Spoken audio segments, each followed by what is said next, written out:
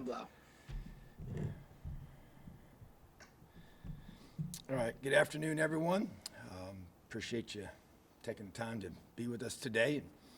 And just want to first of all say, really proud of our football team.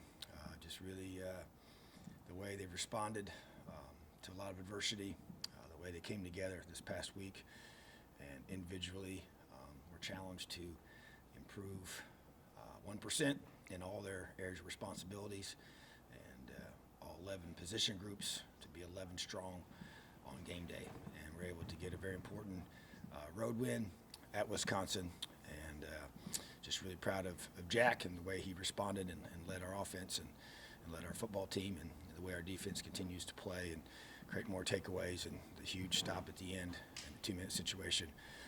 Really were able to play at a level we needed to play at in the red zone, scoring 2 touchdowns in our 2 trips down there and holding them to 2 field goals, which was really the difference in the game. So still much to be worked on and improved, but once again, just proud of the grit, the toughness, and the fight of this team. Going to recognize a few guys from the game. The Big Ten's recognized Micah McFadden as the Defensive Player of the Week, and congratulations to him for that. So he and Taiwan were our defensive players of the game for our team, and then Hayden was the Big Ten Special Teams Player of the Week. So and he was also our player of the game as well. And then Mike also was a national recipient of the Walter Camp National Player of the Week. So those guys did a tremendous job. And then Jack Tuttle was our Offensive Player of the game, just for his performance and a couple touchdown passes and just his toughness and execution. And really proud of him for that. And then especially our scout team guys that I really want to make sure we recognize for their effort. They do such a tremendous job. Jordan Jusovich and Caleb Thomas defensively throughout the week, and offensively on the scout team, Trey Walker and Ryan Barnes doing a great job with their offensive style, all their tight end personnel groups. Those guys really stepped up and gave us a great look. Then on special teams, Jeremy Boyd and Caleb Murphy just continue to give us great effort in all areas. Many guys were recognized. One thing I will say, too, when you think about the game, the team, I thought Javon Swan's leadership on the sideline, just in that type of a game, in that setting, on the road, his maturity showed. And I just think that just the leadership of our team and the culture we're creating here, the don't blink mindset, ability for our guys just to pull together and just play good football. And wasn't perfect, but was very disciplined, and not a lot of glaring mistakes. Obviously things we got to get better at, and that will be addressed. But proud of our team. And that brings me to the focus this week, which is Bucket Week, very, very special week here for our program, and playing for a trophy that we know is going to be a tremendously difficult battle on game day against a very good Purdue football team that we know we're going to get their very, very best. And Coach Brom has a very talented football team, some of the best receivers in the country on that team, a lot of weapons, a lot of hungry guys that are going to play really, really hard for this trophy. So a lot of respect for them and their staff and what they do, and know that our guys are going to have a great week of preparation and be very, very diligent in our pursuit of keeping the Oaken Bucket. Questions? All right, John, and then Zach. You're about to head into your 8th game in a row in Big Ten play without a bye. I think you're one of only, 4 teams in the Big Ten that's actually not had a stoppage at any point in time. How concerned are you about just the back-to-back consecutive games, and have you been able to do anything to try to temper things or kind of scale things back to try to maintain health, or do you scale things back here as you get to the back end of the season to try to keep everybody fresh? We have. I do think it's a legitimate concern, and we've addressed that even prior to this game, and so but that will continue. We just really rely heavily on Aaron Wellman's expertise and our strength staff, and they guide me through that and guide all of us through that. So really feel good about what we've done so far leading up till this game, and what we need to do again this week. So yeah, we've made modifications to our preparation to be able to make sure our guys are properly rested, properly prepared, and ready to play the very best on Saturday. So yeah, that's we're one of a few teams that have had to do this, but we're also blessed to be able to have had consecutive games and be able to take the field each week and be able to play. So it's definitely been a blessing. right, Zach, and then Rebby. Yes, Tom, you talked about Jack's performance, and of course we asked about it a lot on Saturday, but I guess the sort of follow-up to that is just how have you seen him maybe come out of that game in terms of the way that he obviously sort of, I mean, I guess recovers physically, but maybe more than that, you know, starts processing film, starts kind of diagnosing his own mistakes and you know, sort of going through maybe, I guess, the process of being a starting quarterback sort of a second time when it's not all kind of new and it's not all sort of stuff he's figuring out for the first time, but it's now about getting him into that routine, I guess. Yeah, I think that, you know, it's always good to have, you know, that first start under your belt and that first experience and to go through that process. And I thought he did a tremendous job of handling those responsibilities and that position and just kind of what that looks like in game week. And so now he gets a chance to go do it again. So as always is the case, I think you got a chance to do it the second time. You just feel more comfortable and you feel better about things. And I thought that he showed tremendous toughness in that game. And just really, that's what stuck out to me. You know, made some really, really good throws and took some hits and took some shots and just kept coming back. You know, that's a great message to your teammates and to your opponents as well. You know, so but and then just like you said, the mental part, the preparation you go through, and now he's got to go through a whole another process again of getting ready for you know, the Purdue Boilermakers, you know, and all the different things that they're going to do defensively. So to me, it's just about getting in that routine. And now that he's had a chance to do it, he's always been extremely hard worker, as we've stated multiple times, and that's not going to change for him. And he understands that he has to prepare at a very high level to be ready for Saturday. All right, Rebby, then Kevin. Hey, Coach. Appreciate your time, as always. You're welcome. Wanted to get your thoughts on two guys and how they're playing and why you think they're playing so well. Micah McFadden, one, and Tywone Mullen, two. Well, first of all, really good football players. You know, I think I'll just start with Micah. You know, as I've stated in the past, you know, just knowing him the way that I did and watching his growth and development as a young high school player and coming here and just seeing him, man, he just keeps getting better all the time, you know, and his instincts have you know, kind of taken over. You know, he's always had that, you know, just the ability to get to the football. I don't know how much you can coach that. I think that's very God-given, and just ability to just, you know, once you see something, just pull the trigger and go. But the thing that improves is the ability for you to be able to do that consistently when you're getting a whole bunch of different stuff. And sometimes you study all this film, and then they do different things than you maybe expect them to do on game day, or maybe it's a little bit of a formational change or whatever, this or that. So, but that confidence grows, and so he's just playing at an extremely high level of both speed and reactionary processing, you know, of everything mentally, but that just innate ability to just burst to the football. You know, he's gotten faster since he's gotten here. He's really bought into our strength staff, and he's physically developed, so he's improved in that area. But like I said, the ability to finish, you know, on the ball and being able to, you know, he's gotten sacks, you know, so effectively and just always around the football, and his leadership's really grown.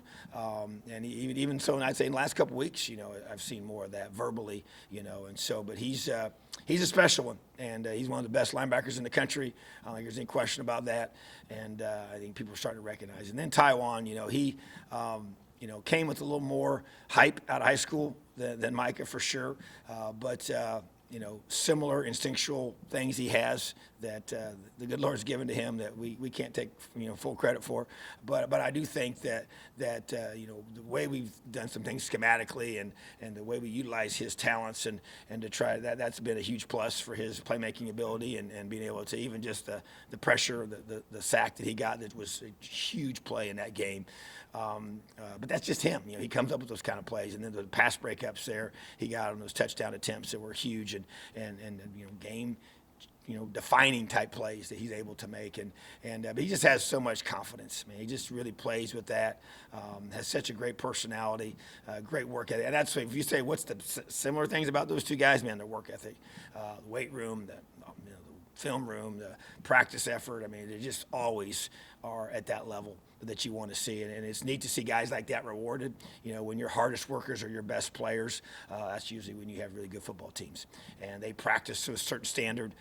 You never have to get on them about their effort. You never have to get on them about their, you know, the attention to the details of those kinds of things. And they've just continued to grow and develop. You know, it's like anything else. The more you do it, the better you get at it usually. And when you're talented, like both those guys are, then they reap the benefits of all that hard work and all that focus. All right, Kevin, and then Sammy.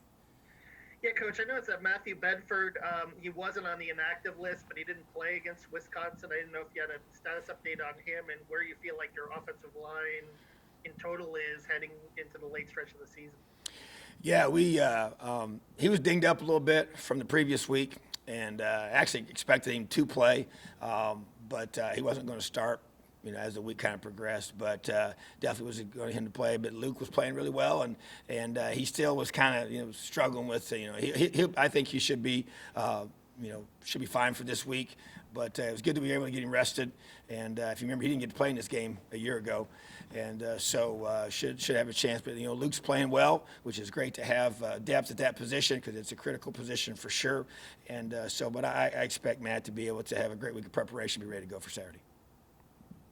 All right, Sammy, then Bob Kravitz. Good afternoon, Coach. I want to Good ask afternoon. about Hayden Whitehead. He's a guy, he could roll out and punt rugby style. He could punt straight on. He's punted with both feet this year.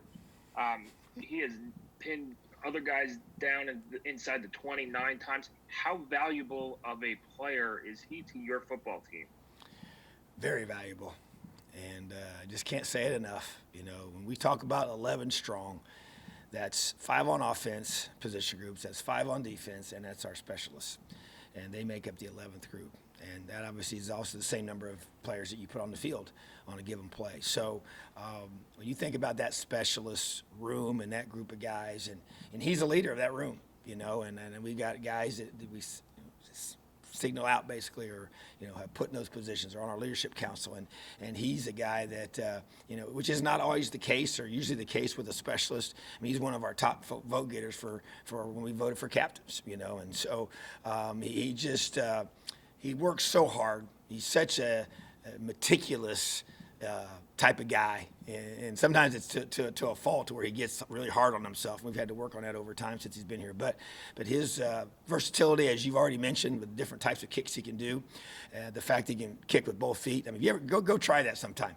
Go try and punt a football with your non-dominant foot, or kick a ball, you know, or even throw a ball for that matter with your non-dominant hand. I mean, that's a tough thing to do now. So, but he's a skilled, gifted athlete, but his work ethic, his buy-in, it's just kind of another example of this team.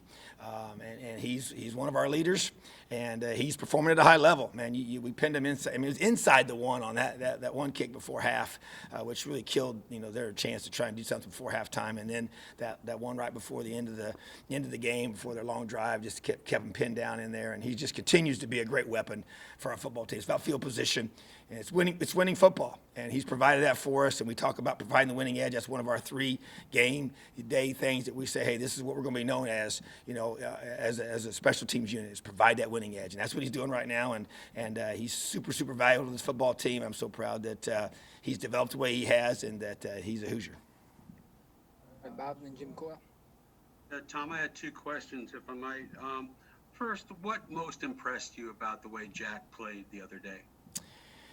Yeah, I mean, I still come back to the toughness piece. I mean, you know, I went back and watched it. He took a couple big hits from some big physical guys that they have. They're a physical football team now. I mean, they were number 1 in the Big Ten in pretty much every category on defense, and especially all the major ones, and just be able to stand in there and make some of those accurate throws under duress, and then also make some great throws when he wasn't, you know, because our guys did a good job protecting him for the most part. But you know, I just think that you get thrown in that situation. That's why it's, you know, I think that's why people kind of thought the way they did about the way they thought the game might turn out, because you're putting a guy that's never started a college game before, hasn't really played a ton of snaps. You know, obviously the week before he got a chance to do a little bit of that, but not when you're preparing to be the starter. It is different. And so I think there was just a lot of questions about how he was going to perform, and you're playing against such a great defense. And so, yeah, I mean, I just think that the 2 things that stick out are his toughness and just his ability to just execute at a high level. So he's a real good football player, and he's another guy. Glad he's a Hoosier, but he's grown up and matured, and just love Jack. I've spent a lot of time with him, and he's a special young man, and it was neat for the country to see that. It's not just as a player. He's he just really cares about this football team, and I think that showed. Secondly, do you have a sense of what it's been like for him being a highly thought of recruit, and then he goes to Utah and he's on the bench, and it must have been very, very, very frustrating for him, I would assume. Well, I think that all you got to do is look around the country and see what quarterback rooms look like, and monitor the transfer rate of guys at that position, especially when you start going through and taking the top guys. I know they have the Elite 11, stigma that gets put on guys that get brought into that group, and those guys are considered the top quarterbacks in the country for that class, and he was part of that, in his class. And so you just go look and see where those guys are at, like based on, okay, where did they start? Where are they still there? Did they leave? Did they transfer? And so I think a lot of those guys, if they don't get to play right away or within the first year or two, they do often leave. And so I just think it's just, yeah, sure, it's hard. You want to play, and he came in at the same time with Michael Penix, and just man, but that to me is what makes the story even better. It's just the fact that he's accepted that role. He's extremely bright individual, one of our Kelly School of Business students, and getting his master's degree, in that school, and just going to be highly successful, in life, which is awesome, because he's got high character and a tremendous work ethic, and he's an awesome young man. And so, but you want to play, and so I just feel like that it just shows, it just speaks to his character. It just speaks to, the substance of who he is, on the inside. And that's what this program is all about. And I think when you make it about developing them as a man, and that's the priority, and I believe in that, and we talk about that in recruiting. Is that I feel it's my responsibility to be the finisher as a program of all those things that your parents and your family has instilled in you. And these last 4 or 5 years you spend with us, we want to be the finishers of those things in your life, and that's the things we talk about. And I want him to be a great man when he leaves this program, and a great leader in his home, and and wherever his occupation in his community, and those are the things that I really emphasize with our guys, and that's what I care about, because I think the football side of it takes care of itself when those things are lined up and when those things are right, because the guys know it's bigger than the game. And to me, that's a great example of Jack, and he's at peace with himself, and yeah, he wants to play, and he's a highly competitive guy, and so I just think that it was neat to see him be able to have an opportunity. And we understand the circumstances that created it, and he does too, and he's sensitive to that. And Michael's his number one fan, and because Mike's a team guy, and so I just feel like that it's just neat to be able to see him, persevere, stay the course, accept his role, and then opportunity presents itself, and he seized it. And it's got to continue, because we got another big one coming up. So, but that's part of being in this situation, and I'm really happy for Jack. Thanks, Tom. All right, Jim, then Dylan Wallace. Coach, we've asked questions all season about the mental aspect of this team being able to go through, but we've seen them through 7 weeks just go through everything that's been thrown at them. But now you come in with everything that is at stake coming up this week. You're playing a rival that has basically nothing to play for other than beating Indiana. Any concerns about getting caught up in that emotionally wise? Well, as I explained to our team again today, this is the biggest game of the season because it's the next one, and they understand that. And they understand that it's bucket week, and we will emphasize that appropriately. And they understand the situation and the circumstances. And in regards to our 100% focus is on one thing. We can control one thing.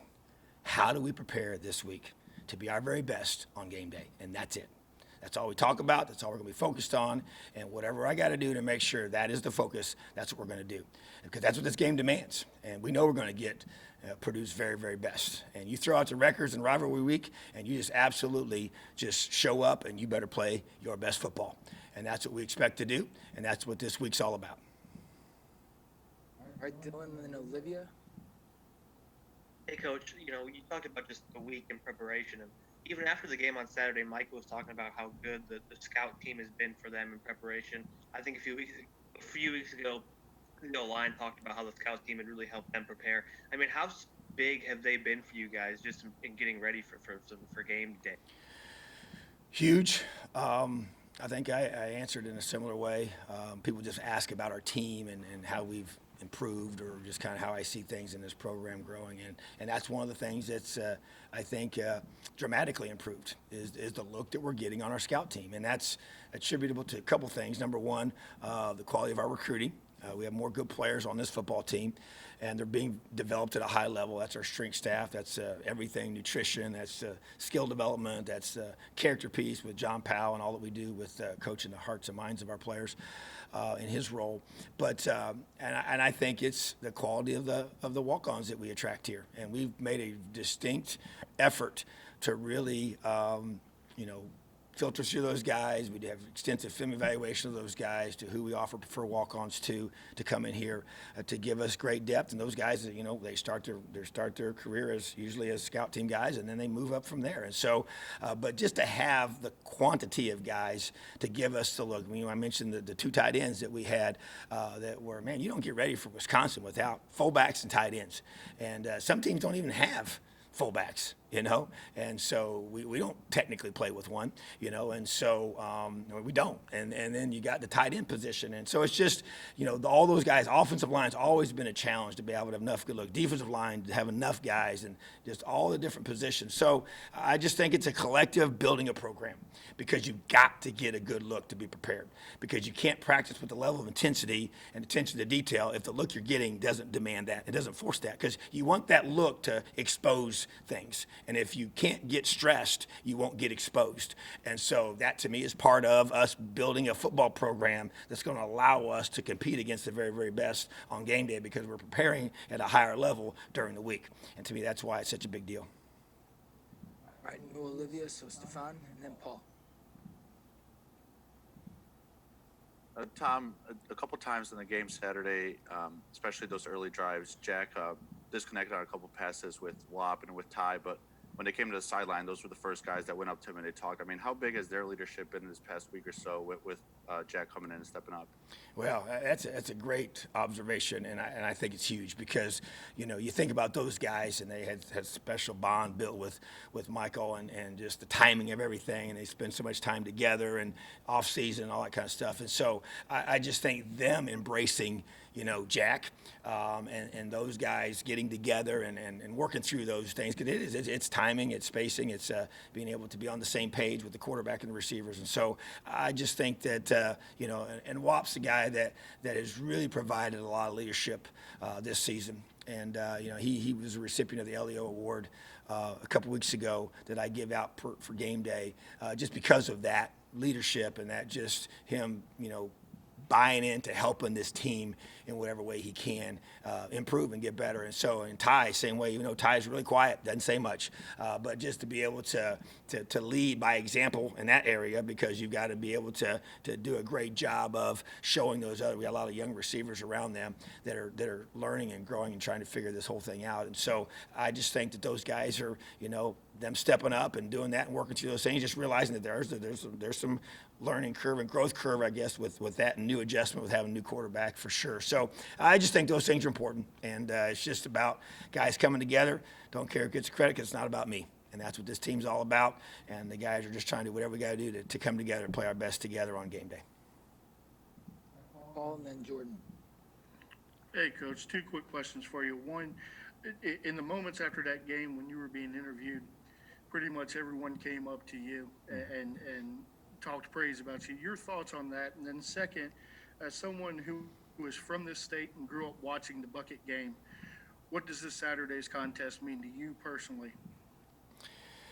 Well, first of all, the moment after the game, it was kind of, when they first started coming, I was trying to get the headset on, and I finally got it on, and one guy jumped on me, and it knocked it off a little bit. I was trying to get it back on, and so, but man, I tell you what an awesome group of guys that we have here, and I love them so much, and we got, we're close. I mean, there's relationships that have been built on this team, and it didn't happen overnight. It's taken time, and I care about these guys, and I want them to be great. I want them to be great in this life. I want them to be great, on the field, and I want them to be able to experience, these kind of special moments as a football team. And so you work so hard to get to that point, and then the guys just kind of show that, emotion right there to you. It's just it's a blessing, and I really, I just want them to be able to enjoy, what it's like to be able to be rewarded for buying in and for, believing, when maybe others did not, even just coming here as a recruit, And so all those things that we do, but like I said, it's about relationships. It's about people. And to me, that's what that just shows. It's just, we're trying to help these guys, truly become the men I believe they were created to be. And that's what this is about. And part of that is how they are able to perform on game day. And what does it take to become really, really good at something or be great at something? And I say this all the time, greatness is reserved for the few, because many can't do it. They can't stay the course either by, getting a big head and losing their focus because things are going good, or getting discouraged and not finishing because things get really hard.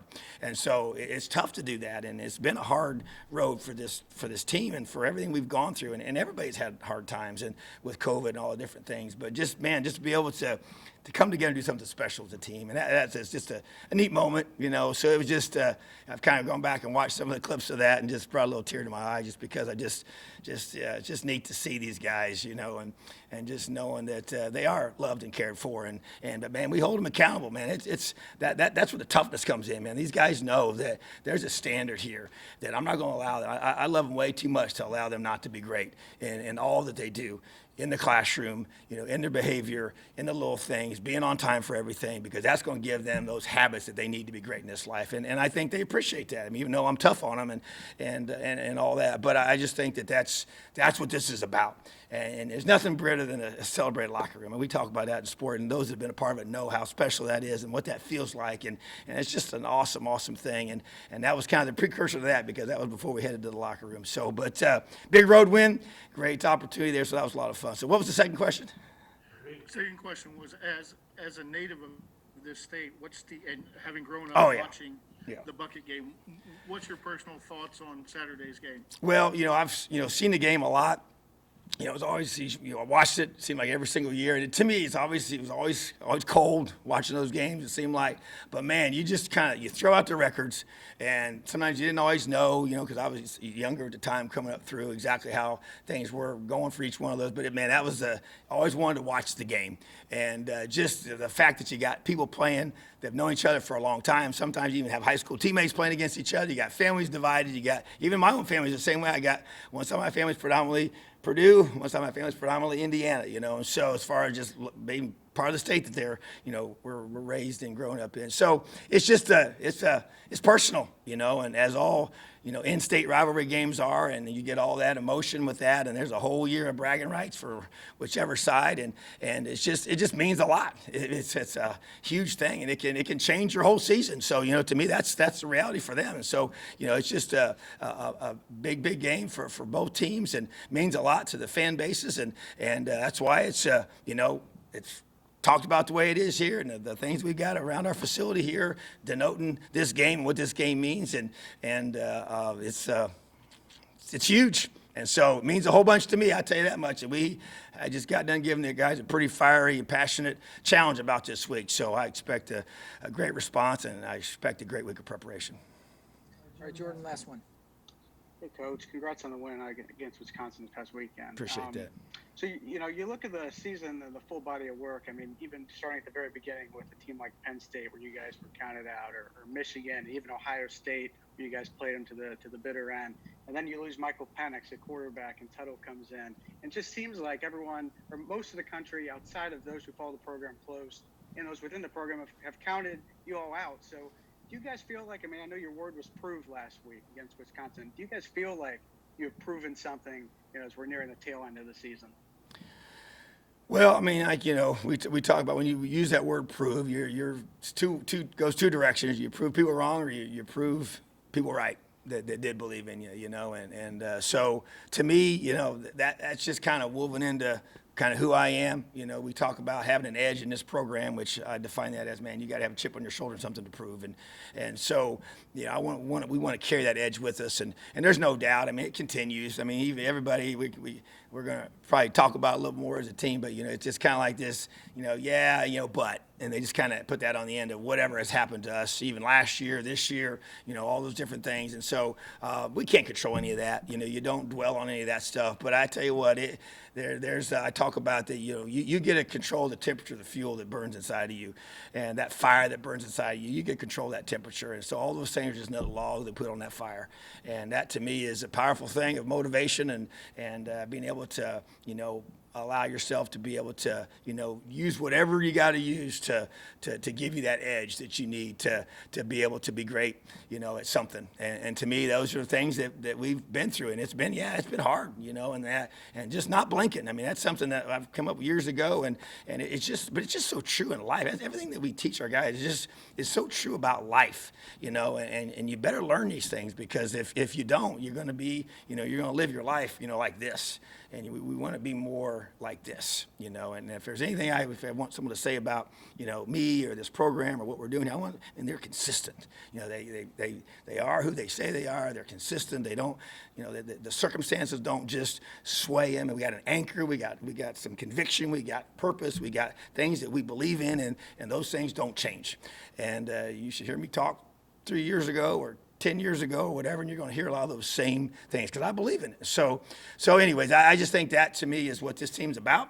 And the harder it is, really the more you have a chance to grow, even though it makes it hard sometimes and very difficult. But I think we all would agree that's when we experienced probably the biggest growth in this life and as a team, you know, when you experience that adversity. So season's been challenging for sure, but I feel like our guys have continued to battle and stay focused and not blinking when things have gone against us, or now when you get, you know, encouraged. That's that earmuffs and blinders we talked about after the game, and we talk about it all the time. So our guys understand what that means. We just got to live it out.